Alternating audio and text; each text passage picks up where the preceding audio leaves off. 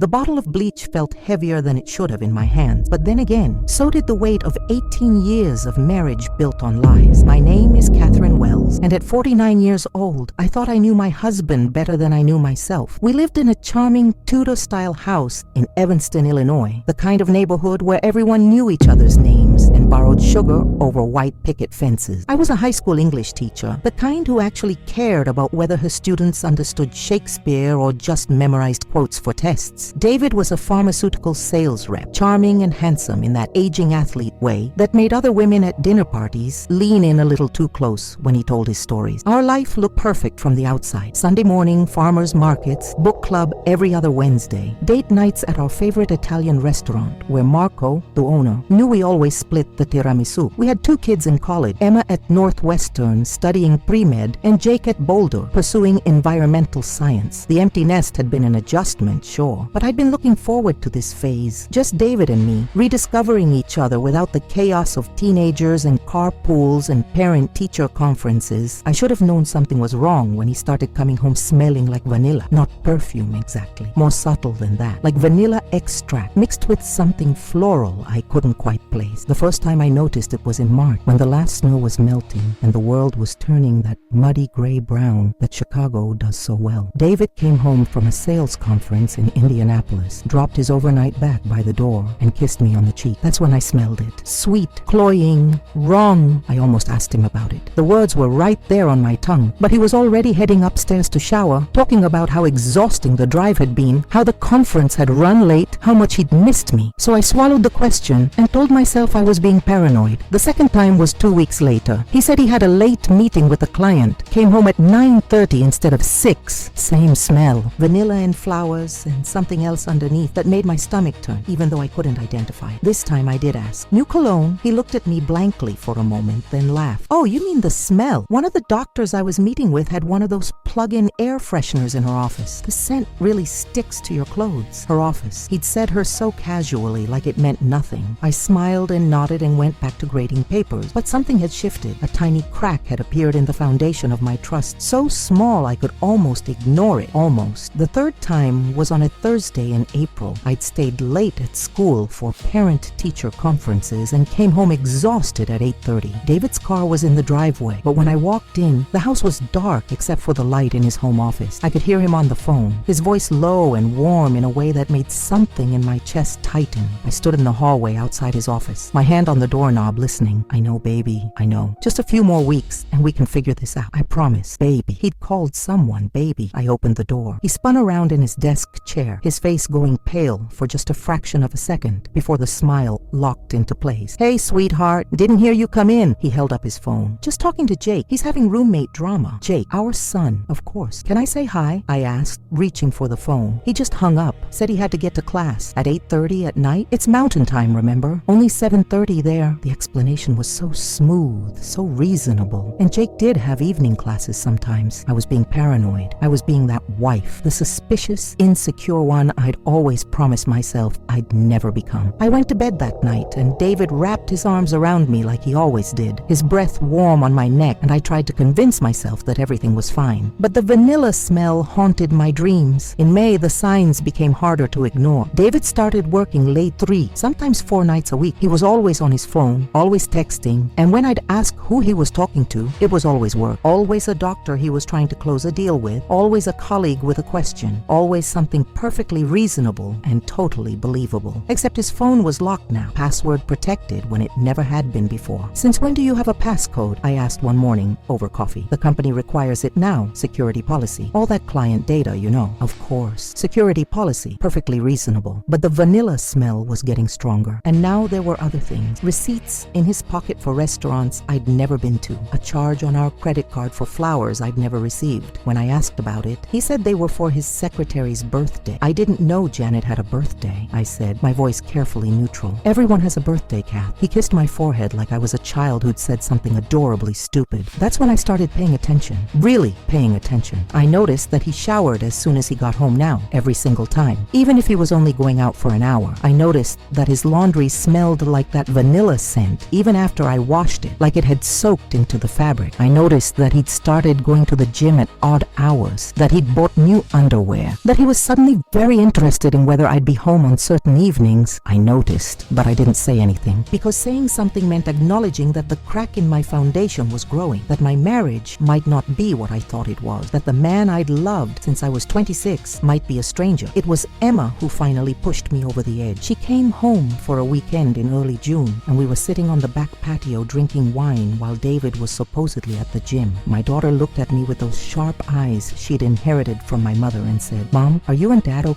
"Of course, honey. Why would you ask that?" "You seem sad." And Dad seems, I don't know, distant, like he's not really here, even when he's here. I wanted to lie to her, to protect her from the possibility that her parents' marriage was falling apart. But I was so tired of lying to myself. "I think your father might be seeing someone," I heard myself say. Emma's face went very still. "What makes you think that?" So I told her about the vanilla smell, the late nights, the locked phone, the flowers, all of it. And as I said it out loud, as I heard the words in the air between us, I realized how obvious it all was. How could I have been making excuses for so long? "Mom," Emma said quietly, "you need to know for sure. You can't just wonder. You need proof." "How do I get proof?" "I don't know, but you're a smart woman. You'll figure it out." After Emma left, I did what any desperate woman would do. I Googled it. How to catch a cheating husband. 17 million results. Private investigators, phone spying apps, GPS trackers, nanny cams. All of it felt so sordid, so beneath me. I was a high school English teacher. I taught Othello and the dangers of jealousy. I wasn't the kind of woman who spied on her husband, except I was, because I had to know. I started with the obvious things. I checked our phone records online and found a number he texted constantly, always at the same times, always when he said he was working late. I called it from a friend's phone, blocked number, and a woman's voice answered, young, breathless. "David, baby, I thought you couldn't talk right now." I hung up without saying a word. I checked our credit card statements and found charges at hotels, nice hotels, the kind with room service and pillow menus, always on Thursday afternoons, always for 3 hours. I followed him one Thursday, called in sick to school, which I never did, and trailed his silver Lexus at a careful distance. He drove to a Marriott downtown, parked in the garage, and walked into the lobby like he owned the place. 20 minutes later, a woman walked in. She was younger than me, maybe 35, with long dark hair and a body that hadn't carried 2 children. She was wearing a sundress that showed off her tan shoulders, and when she walked, men turned to look. I watched them meet in the lobby, watched him pull her close and kiss her. Not the polite kiss of acquaintances, but the desperate kiss of lovers. Watched them get on the elevator together, his hand on the small of her back. I sat in my car in that parking garage for 3 hours, staring at nothing, feeling my marriage dissolve like sugar in hot water. When David came home that night smelling like vanilla and lies, I said nothing. I served him dinner, asked about his day, listened to him talk about a difficult doctor he was trying to win over. I played the part of the trusting wife perfectly, but inside I was planning. I thought about confronting him. I thought about hiring a divorce lawyer. I thought about keying his car, about calling the woman and telling her exactly what kind of man she was sleeping with, about posting everything on social media so everyone would know what David Wells really was. But none of that felt right. None of that felt like enough, because it wasn't just the cheating, it was the lying. It was coming home to me every night and pretending everything was fine. It was kissing me with the same mouth that kissed her. It was the absolute audacity of thinking he could have both of us, that he could keep me in the dark forever. He thought I was stupid. He thought I was blind. He thought I would never figure it out, and I wanted him to know exactly how wrong he was. That's when I remembered something from my teaching day. We'd done a unit on poisons in literature, and one of my students had done a presentation on household toxin. Bleach, she'd said, was one of the most common. If ingested in small amounts, it caused nausea, vomiting, burning in the throat and stomach. Painful, but not fatal. The body would expel it naturally, and it would turn someone's mouth and throat bright red, unmistakable, undeniable. The plan formed slowly, carefully, like an essay I was crafting for publication. David had a routine. Every evening when he came home, he poured himself a bourbon. Always the same glass, always the same amount, always in the same spot at the kitchen counter while he told me about his day. What if one evening his bourbon contained something extra? What if he drank it, started feeling sick, and I suggested we go to the hospital? What if, at the hospital with doctors examining him, they asked what he'd consumed that day? What if they found bleach in his system and asked how it got there? What if, in that moment, with medical professionals as witnesses, David had to explain where he'd been, what he'd been doing, who he'd been with? Because here's what I'd figured out. The vanilla smell wasn't air freshener. It was her. Her lotion, her shampoo, her perfume. And if David had been with her before coming home, if he'd been kissing her and touching her and doing God knows what else, that smell would be all over him. His clothes, his skin, his hair. And if he was vomiting at a hospital, if doctors were examining him and taking his clothes for evidence of what he'd consumed, assumed they'd smell it too. They'd ask questions. They'd want to know where he'd been, what he'd touched, who he'd been with. He couldn't lie his way out of physical evidence. He couldn't charm his way out of doctors and nurses who'd seen the bleach in his system. He couldn't gaslight me in front of medical professionals who would document everything. It was perfect. It was terrible. It was exactly what he deserved. I bought the bleach on a Tuesday at a drugstore 3 towns over, paid cash, wore sunglasses even though it was overcast. I felt ridiculous, like a character in a bad thriller, but I couldn't risk anyone remembering me. I practiced first. Put a few drops in water and watched how it mixed, how visible it was, how much would be enough to make him sick, but not enough to cause permanent damage. I researched toxicity levels, hospital protocols, what doctors would do if someone came in with bleach poisoning. I told myself I could still back out, that I didn't have to do this, that there were other ways to catch him, to prove what he'd done. But every night when David came home smelling like vanilla, when he kissed me and lied to me and acted like everything was fine, my resolve hardened. He'd made me doubt myself. He'd made me doubt my instincts, my intelligence, my worth. He'd made me feel crazy for noticing the obvious, for trusting my gut, for asking reasonable questions. Now it was his turn to feel crazy, his turn to be caught, his turn to face consequences. Thursday came, David's usual hotel day. I knew the routine by now. He'd leave work early, saying he had a meeting. He'd go to the Marriott, spend 3 hours with her, then come home at 7:30, showered and changed, smelling like vanilla and pretending he'd been at the office. I called the school and said I had a family emergency. Not entirely a lie. I spent the day preparing. I made David's favorite dinner, pot roast with roasted vegetables. I set the table with our good dishes. I chilled a bottle of wine. I put on the dress he'd always said he loved, did my makeup, fixed my hair. I looked like I was preparing for a celebration. In a way, I was. At 6 o'clock, I poured his bourbon, the good stuff, the 20-year Pappy Van Winkle he saved for special occasions. I measured it carefully. 2 fingers, just like he liked it. 1 large ice cube, just like he preferred. And then, my hand shaking only slightly, I added 3 drops of bleach. It dissolved instantly, invisible in the amber liquid. I swirled the glass gently, watching the ice cube spin, and set it on the counter in his usual spot. Then I waited. David came home at 7:28, right on schedule. I heard his car in the driveway, heard him whistle as he walked up the front path. He was in a good mood. He'd probably just left her, just spent 3 hours doing things I didn't want to think about, and now he was coming home to his wife like everything was perfectly normal. "Hey, sweetheart," he called out as he walked in. "Something smells amazing. Pot roast?" I called back from the kitchen, my voice steady. "Your favorite." He came into the kitchen and kissed my cheek. The vanilla smell was so strong I could taste it. She must have been all over him. "You look beautiful," he said, his eyes moving over my dress. "What's the occasion? Do I need an occasion to make dinner for my husband?" He smiled that charming smile that had fooled me for months. "Of course not. I'm a lucky man." He moved to his spot at the counter, saw the bourbon waiting for him, and his smile widened. "Now this is a welcome home. Long day?" "You have no idea." He picked up the glass, raised it to me in a small toast. "To beautiful wives and home-cooked meals." I raised my wine glass, my heart hammering so hard I thought he must be able to hear it. "To honesty and truth." He didn't even pause at the word honesty. He just smiled and took a long drink. I watched him swallow, watched his face, waiting for some reaction, some sign that something was wrong. Nothing. He set the glass down and started telling me about his day, about a meeting with a difficult doctor, about traffic on the expressway, the same lies he always told. I nodded along, asked questions, played my part. He took another drink, then another. "How was your day?" he asked, cutting a piece of the pot roast. "Quiet. I actually called in sick. Wasn't feeling well this morning." Concern flickered across his face. "Are you okay? You should have called me." "I'm fine now. Just needed rest." He finished his bourbon and reached for the wine. We ate dinner like we'd eaten 1,000 dinners before, talking about nothing,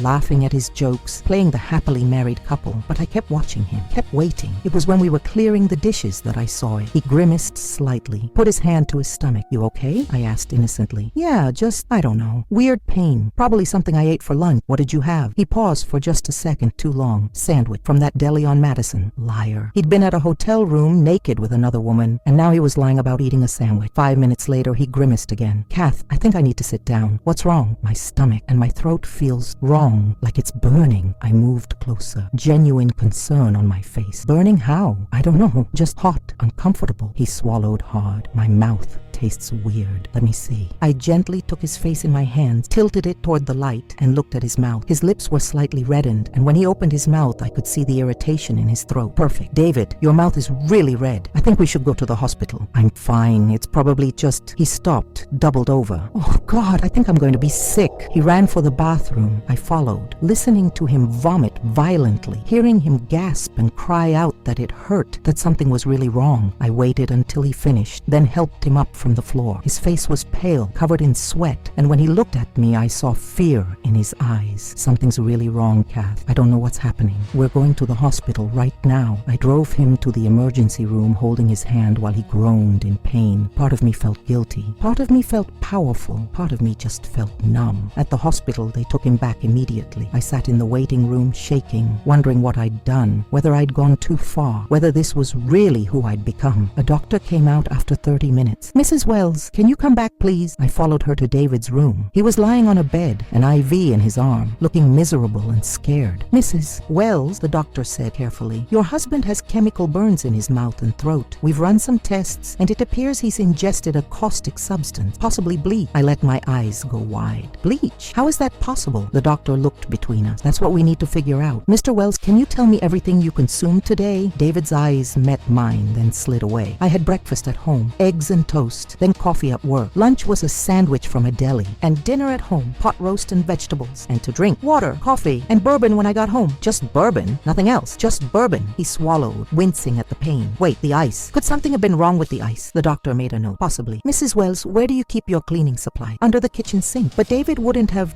how could he have accidentally? That's what we're trying to understand. She turned back to David. Mr. Wells, is there anywhere else you were today? Anywhere you might have consumed something without realizing it? David's face went very still. I watched him calculate, watched him realize that he couldn't explain where he'd been for 3 hours without revealing everything. Just work, he said finally. I was at work all day. The doctor made another note. I see. And Mrs. Wells, were you home all day? Yes, I called in sick to school. I've been home since this morning. And you prepared dinner? Yes, just me. David wasn't home until 7:30. The doctor's eyes flickered to David, then back to me. Mr. Wells, you said you had lunch at a deli. Which deli? I don't remember the name. It was on Madison Street. Do you have a receipt? No, I paid cash. I see. The doctor's voice was carefully neutral, but I could hear the skepticism. Mr. Wells, I need to ask you something, and I need you to be completely honest with me. Is there any possibility that you consumed something or were somewhere that you haven't told us about? The silence in the room was deafening because, the doctor continued, we need to know exactly what you were exposed to so we can treat you properly. If there's anything you're not telling us, now is the time. David looked at me, really looked at me, and I saw the moment he realized, the moment he understood that I knew, that I'd always known, that this wasn't an accident. His face went from pale to gray. Kath, yes, honey. My voice was sweet, innocent, perfect. Did you do something to my drink? The doctor's head snapped toward me. Mrs. Wells, I let tears fill my eyes. David, how can you ask me that? I would never hurt you. You're my husband. I love you. Then how did bleach get in my bourbon? I don't know. Maybe it was an accident. Maybe the glass wasn't rinsed properly. Maybe the glass was fine this morning. I used it for juice. Then I don't know what happened. I let a sob escape. Why are you accusing me? What did I do wrong? The doctor held up a hand. Let's all calm down. Mr. Wells, your wife seems genuinely distressed. Is there any reason you'd think she would intentionally harm you? David looked at me, and I looked back at him with wide, innocent eyes. He couldn't say it. He couldn't admit that he'd been cheating, that I might have found out, that this could be revenge, because if he admitted that, he'd have to admit everything. No, he said finally, his voice flat. No reason. But I wasn't done yet. The doctor kept David overnight for observation, pumping him full of fluids and monitoring his vital signs while the caustic burns in his throat and stomach healed. I stayed by his bedside like the devoted wife I was supposed to be, holding his hand, dabbing his forehead with a cool cloth, and meeting his eyes with perfect, unwavering innocence. He didn't say much, couldn't say much really, with his throat so raw, but I could see him thinking, calculating, trying to figure out what I knew and what I could prove. Around midnight, when the nurses had dimmed the lights and the hallway was quiet, he finally spoke. You know, don't you? I looked up from my phone, where I'd been pretending to read email. Know what, honey? Don't play games, Catherine. You know. I set my phone down carefully. I know that my husband came home and got sick after drinking bourbon that I poured for him. I know that he's now in a hospital bed accusing me of poisoning him, and I know that if I had done something like that, it would mean our marriage was over. So yes, David, I know a lot of things. He stared at me, and I watched him realize that I wasn't going to make this easy, that if he wanted to accuse me, he'd have to explain why I might have done it. How long? He asked finally. How long have I known, or how long have you been fucking her? The word fuck landed between us like a bomb. I never swore. Catherine Wells, high school English teacher, champion of proper grammar and civil discourse, didn't use words like that. But I wasn't Catherine Wells anymore, not the one he knew. That woman had died somewhere between the vanilla smell and the bleach box. Kath, don't you dare Kath me. Don't you dare look at me with those puppy dog eyes and act like you're the victim here. I leaned forward, my voice low and vicious. You come home to me every Thursday night smelling like her. You kiss me with the same mouth that kisses her. You sleep in our bed, in the sheets I wash, and you lie to my face every single day. It's not what you think. It never is it? Let me guess. She understands you. I've changed. You still love me, but you're not in love with me. The affair meant nothing. It was a mistake. Should I keep going, or have I covered all the cliches? His face crumpled. I'm sorry. You're sorry you got caught. There's a difference. No, I'm sorry I hurt you. You never wanted me to find out. That's different than not wanting to hurt me. You were perfectly happy hurting me as long as I didn't know about it. A nurse came in to check his vitals, and we both fell silent, putting on our masks. The concerned wife, the suffering husband, the picture of marital solidarity. After she left, David tried again. What do you want, Kath? You want me to grovel? I'll grovel. You want me to end it? I'll end it. Just tell me what you want. I want you to admit what you did, out loud, with witnesses. What? That's why we're here, David. You think I just randomly poisoned you? You think I'm crazy, acting on paranoia and jealousy? I smiled, and it wasn't a nice smile. I needed proof. Real, documented, undeniable proof. And now I have it. Proof of what? Proof that you're a liar. The doctors asked where you were today. You said work, but you weren't at work, were you? You were at the Marriott downtown with a woman whose name I don't even know yet. And when they test your clothes, when they examine them for evidence of how the bleach got on you, they're going to smell her all over you. Her perfume, her lotion, her shampoo, all that vanilla that you think I'm too stupid to notice. The color drained from his face. They're testing my clothes? Of course they are. Suspected poisoning. They have to document everything. Chain of evidence. It's standard protocol. I tilted my head, studying him. Did you really think you could come to a hospital smelling like another woman and no one would notice? You're insane. Am I? Or am I just done being the fool? He turned away from me, staring at the wall. What happens now? Now? Now we wait for the police. Police? David, you accused me of poisoning you in front of a doctor. They have to report it, and when the police come, they're going to ask questions. They're going to want to know about our marriage, about whether I had motive, and then you're going to have to decide. Do you admit you were cheating and give me motive, or do you maintain you're an innocent victim and let them investigate me for attempted murder? I watched the implications hit him like waves. If he admitted to the affair, I had justification, temporary insanity, crime of passion. If he didn't, I looked like a psychopath who tried to kill her husband for no reason. This is blackmail. This is consequences. You wanted to have your cake and eat it too. You wanted the exciting affair and the stable marriage. You wanted her and me. Well, now you have to choose, and whatever you choose, everyone's going to know what you did. 2 days later, David was released from the hospital with instructions to stick to soft foods and avoid alcohol. The police had come, just as I'd predicted, and David had given them a statement that was carefully worded to avoid either accusing me directly or admitting to an affair. It was probably an accident, he'd told the detective, a middle-aged woman with sharp eyes and a skeptical expression. Maybe the glass wasn't clean. Maybe there was cross-contamination in the kitchen. My wife would never intentionally hurt me. The detective had looked between us, clearly sensing the tension, but without a direct accusation or clear evidence of intent, there wasn't much she could do. Mrs. Wells, she'd said to me, how do you think bleach ended up in your husband's drink? I have no idea, detective. I'm just grateful he's going to be okay. She'd given me a long look that said she didn't believe either of us, but she'd closed her notebook and left. David stayed with his brother for the rest of the week, said he needed time to recover, time to think. I said that was fine, that I understood, that of course he should take all the time he needed. What I didn't say was that I was using that time too, making copies of credit card statements, bank records, phone logs, taking screenshots of text messages I'd managed to access when he'd left his iPad at home, the one that synced with his phone, building a file that any divorce attorney would salivate over. Emma called me from school. Mom, Dad told me what happened. Are you okay? I'm fine, honey. He said it was an accident. That you didn't mean to. That's what he's telling people? Silence on the other end. Mom, what really happened? So I told her. Not everything, but enough. About the affair, the hotel, the lies. About how I'd needed proof. Needed something undeniable. Needed to catch him in a way he couldn't talk or charm his way out of. Oh my God, Emma breathed. Mom, you poisoned him. I gave him a very small amount of a caustic substance that made him sick enough to need medical attention, but not sick enough to cause permanent damage. And in doing so, I created a situation where he had to either admit what he'd been doing or maintain a lie that would fall apart under the slightest investigation.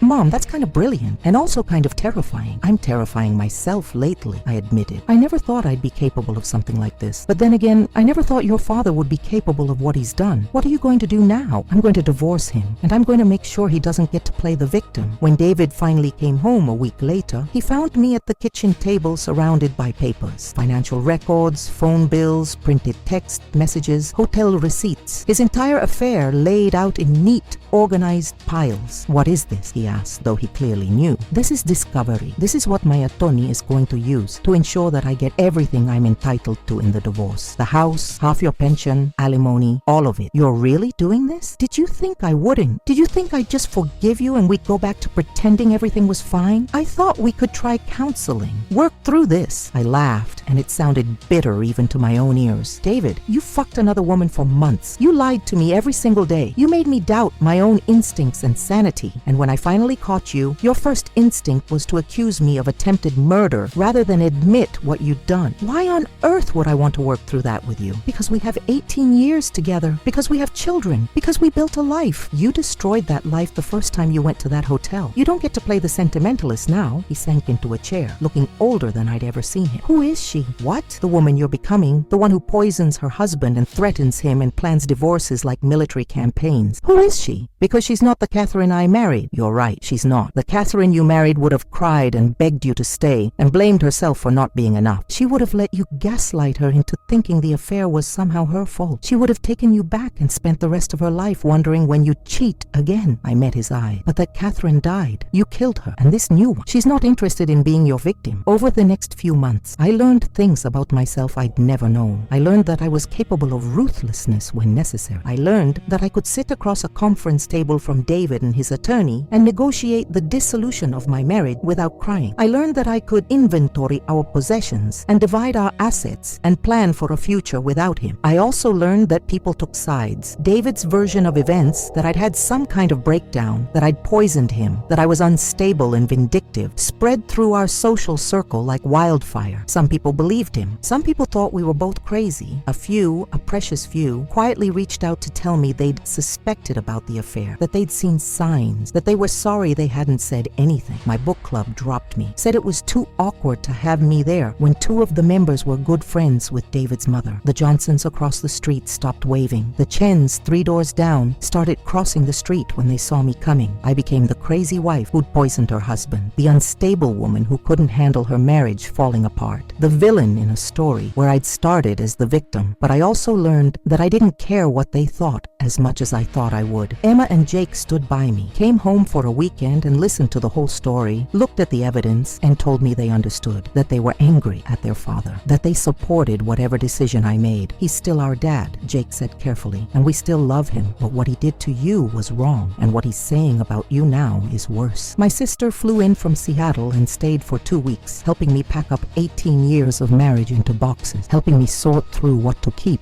what to donate, what to burn in the backyard fire pit, while we drank too much wine and laughed at the absurdity of it all. You know what the worst part is? I said one night, watching David's favorite college sweatshirt go up in flames. I miss him. I miss the man I thought he was. I know that man never really existed, that it was just a role he was playing, but I still miss the illusion. That's normal, my sister said. You're not just grieving the marriage, you're grieving the future you thought you'd have. I thought we'd grow old together, retire and travel, become those annoying grandparents who spoil Emma and Jake's kids and then send them home hyped up on sugar. I had plans. So make new plans. It's not that easy. No, it's not, but it's possible, and you're strong enough to do it. The divorce was finalized on a Tuesday in November. I walked out of the courthouse with half of everything we'd built and a profound sense of emptiness. I'd won in the legal sense. I'd gotten the house, the alimony, the division of assets that my attorney had assured me was extremely favorable, but I'd also lost the life I'd built, the identity I'd had as David's wife, the future I'd imagined. I went home to the empty house and sat in the living room, our living room, now just my living room, and cried for the first time in months. And then I got up, washed my face, and started planning what came next. I threw myself into teaching with a ferocity that surprised my colleagues. I started a creative writing club for students who wanted to explore poetry and short stories. I volunteered to direct the spring play. I filled my evenings with work and my weekends with projects. I also started therapy, real therapy, with a psychologist who didn't let me deflect or minimize or pretend I was fine. You poisoned your husband, she said in our third session, her voice matter of fact. I gave him a small amount of bleach to make him sick enough that his lies would be exposed. That's a rationalization. You poisoned him. How do you feel about that? How did I feel? Satisfied? Guilty? Terrified of who I became? Proud that I was capable of it? All of those things at once. Do you regret it? I thought about it. Really thought about it. No. I regret that it came to that. I regret that he pushed me to a point where that seemed like the only option. But do I regret exposing him? Do I regret forcing him to face consequences? No. That's honest. That's good. Over the following months, I learned to live alone, to cook for one, to make decisions without consulting anyone, to fill the silence with music or podcasts, or simply the sound of my own breathing. I also learned that people's memories are short. The scandal of Catherine Wells and the poisoned bourbon eventually faded, replaced by newer gossip, fresher drama. Some people still avoided me, but others started tentatively reaching out again. Invitations to dinner parties, texts checking in, small olive branches extended across the scorched earth of my reputation. In February, 7 months after the hospital incident, I ran into David at the grocery store. We both froze in the frozen food aisle, a moment of absurd poetry that I would have appreciated if I weren't so busy trying to decide whether to flee or stand my ground. He looked different, thinner, grayer, older. The affair hadn't given him the youth and vitality he'd apparently been seeking. "Kath," he said, and there was something broken in his voice. "How are you?" "I'm fine, David." "You?" "I'm managing." He shifted his basket from one hand to the other. "I wanted to call you, to apologize for everything." Okay, that's all you have to say? What do you want me to say? That I forgive you? That it's all water under the bridge? I'm not there yet, David. I might never be there. I know I hurt you. I know I destroyed what we had. But Kath, what I did was give you a taste of the poison you'd been feeding me for months. You made me question my reality, my sanity, my worth. You gaslighted me and lied to me and made me feel crazy for noticing the obvious. So yes, I poisoned you, and you know what?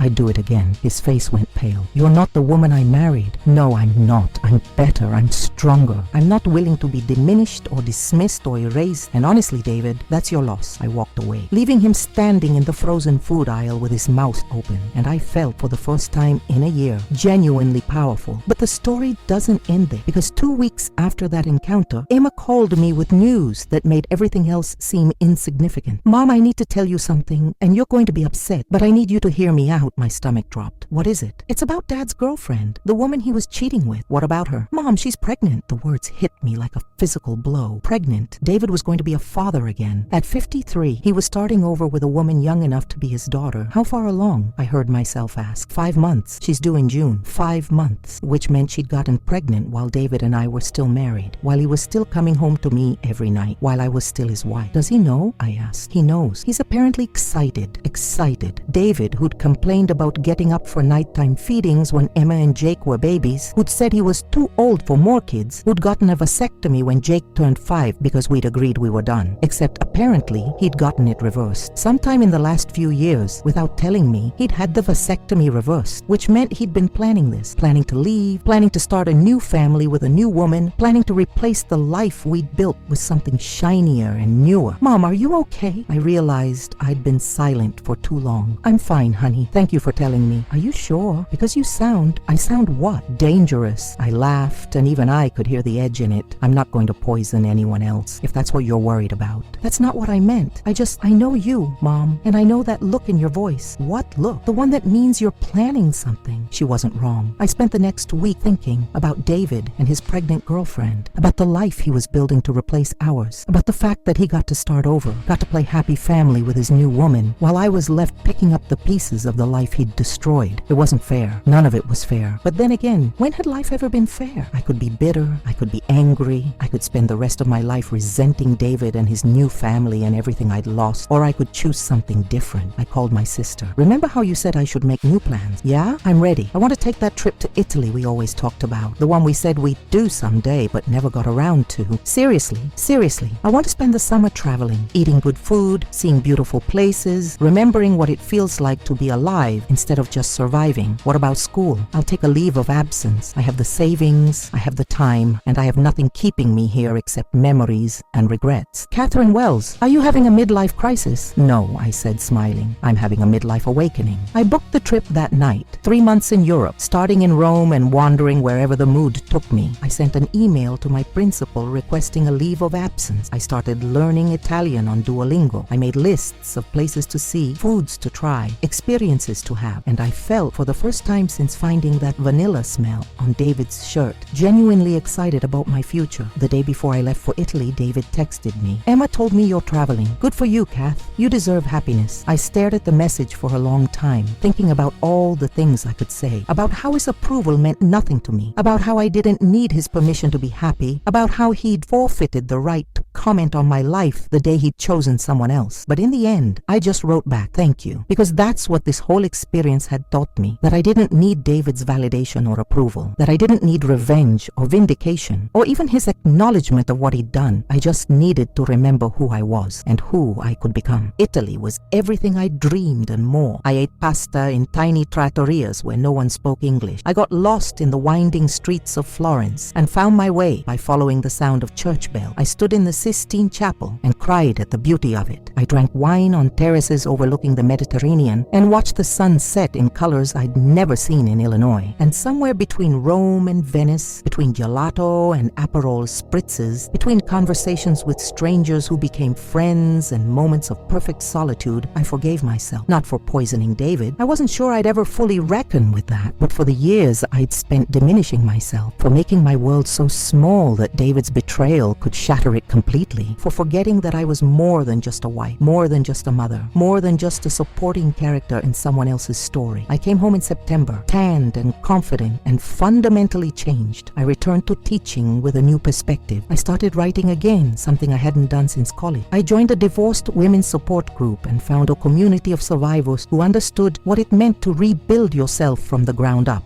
And one evening in October, exactly 1 year after I'd poured bleach in David's bourbon, I hosted a dinner party. Not a sad, apologetic dinner party designed to convince people I was normal again, but a real dinner party with good food and better wine and laughter that echoed through my house like it belonged there. Emma came, bringing her new boyfriend. Jake flew in from Colorado with his girlfriend. My sister brought her partner. A few friends from my Italian adventure who happened to be traveling through Chicago. The house was full of people and noise and light. At one point, Emma pulled me aside in the kitchen. You look happy, Mom. Really happy. I am happy, honey. For the first time in a long time, I'm actually happy. I'm proud of you for everything, for surviving what Dad did, for figuring out who you are without him, for this. She gestured to the full house, the laughter, the life. You know what's funny? I said. I spent so many years being afraid of being alone, afraid that without David, without my marriage, I'd be nothing. But it turns out that being alone isn't the same as being lonely, and being married isn't the same as being whole. That's very philosophical. I'm an English teacher. It's literally my job to be philosophical. We laughed, and Emma hugged me, and I felt a contentment that had nothing to do with revenge or vindication or proving anything to anyone. Later that night, after everyone had gone home and I was cleaning up, my phone buzzed. A text from an unknown number. Is this Catherine Wells? I almost didn't respond, but curiosity won out. Yes, who is this? This is Nicole, David's partner. I got your number from Emma. I hope that's okay. Nicole, the other woman, the one who'd been wearing the vanilla perfume, the one who was now presumably the mother of David's child. What do you want? I typed back. The 3 dots appeared, disappeared, appeared again. Finally, I wanted to apologize for my part in what happened. I know I'm probably the last person you want to hear from, but I needed to say I'm sorry. I stared at the message for a long time. Part of me wanted to tell her where to shove her apology. Part of me wanted to ask her if the affair had been worth it, if David was the man she thought he was, if she knew what she'd signed up for. But in the end, I just wrote, thank you for apologizing. I hope you're happy, and I meant it. Not because I forgave her necessarily, but because her happiness or unhappiness didn't affect me anymore. She wasn't my villain. She was just a woman who'd made her own choices just like I'd made mine. Are you? She wrote back. Happy, I mean. I looked around my house, at the dishes from a dinner party full of laughter, at the photos on my fridge from Italy, at the life I'd built in the ruins of my marriage. Yes, I typed, I really am. 3 years later, I'm sitting on my back porch with a cup of coffee, watching the sun come up over my garden. I'm 52 now, and my life looks nothing like I thought it would. I'm not married. I probably never will be again. I'm not interested in being someone's wife, in building my identity around another person's needs and wants and expectations. But I'm not alone either. I have Emma and Jake who call me regularly and visit when they can. I have friends who know the whole messy story and love me anyway. I have students who write me letters years after graduation telling me I made a difference. I have a full, rich life that belongs entirely to me. David sends a Christmas card every year. Photos of him and Nicole and their daughter Sophie. I put them on the fridge for a week, then quietly recycle them. Not out of bitterness, but out of a simple lack of interest. His life is his life. Mine is mine. People still ask me sometimes about what happened, about the poisoning, the divorce, the scandal, and I tell them the truth. I did what I had to do to protect myself. I'm not proud of all my choices, but I'm not ashamed of them either. Because here's what I learned from pouring bleach in my husband's drink. Sometimes the only way to expose the truth is to force it into the light. Sometimes being nice and patient and understanding just means being a doormat. Sometimes you have to be willing to be the villain in someone else's story, to be the hero in your own. I'm not recommending that anyone poison their spouse. I'm not saying what I did was right or ethical or legal, but I am saying that I survived, that I rebuilt, that I found myself on the other side of betrayal and came out stronger. And if that makes me a cautionary tale, a warning about what happens when you push a woman too far, then so be it. Because I'd rather be a warning than a victim. I'd rather be dangerous than destroyed. I'd rather be alone and whole than partnered and hollow. The sun is fully up now, painting my garden in gold. I have papers to grade, lessons to plan, a life to live. I finish my coffee, rinse the cup, and get ready to face the day. Just me, Catherine Wells, English teacher, divorcee, survivor, woman who once poisoned her husband and lived to tell the tale. And I'm not sorry, not anymore.